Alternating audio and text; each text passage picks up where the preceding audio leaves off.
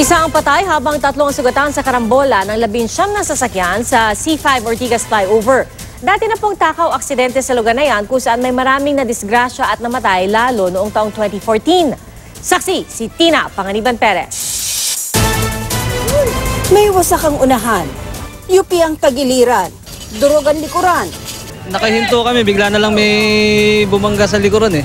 Pagkabangga nitong truck na to, sumadsad na ako doon sa trucks. Nilalim na yung sasakyan ko. Pero sa mga sakay ng 19 na nagkarambola sa northbound lane ng C5 Ortigas Flyover, pasado 10:10 ng umaga, pinakamalala ang rider na motorsiklong pumailalim sa isang closed van.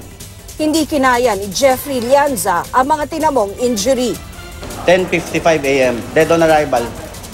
As per attending physician, Dr. Elmarie Pineda.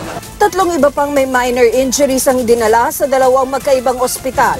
Ang iba, nagpa-first aid na lang muna sa accident site para mabantayan ang wasak nilang sasakyan. Masakit kasi yung yung tuhod ko, ma'am, tsaka yung paa. Pag-aabot po kayo, isa nakabangga sa Oo, kasi kung malaki rin yung damage yung sasakyan mo. Ang dahilan ng aksidente, 10-wheeler na nawalan daw ng preno. Inaamin ko po sa akin po nagsimula. Bigla po pag wala pong preno. Kaya dumiri-diretso po ako pababa. Dahil pababa yung inclined yung flyover. Kaya ganun nangyari, sobrang lakas ng impact. Ilang oras din bago naialis sa mga sasakyan sa tulay.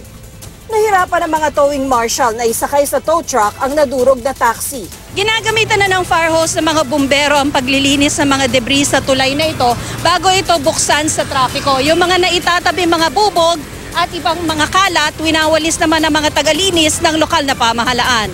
1:18 p.m. nang padaanan na ulit ang tulay. Humingi po ako ng sorry.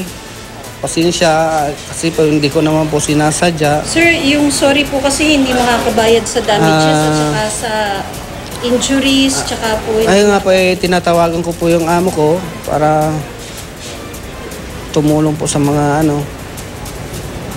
yung damage ko po. Wala pang tugon sa ngayon ang kumpanyang Solid Gold na pinagtatrabahuhan ni Mirabueno.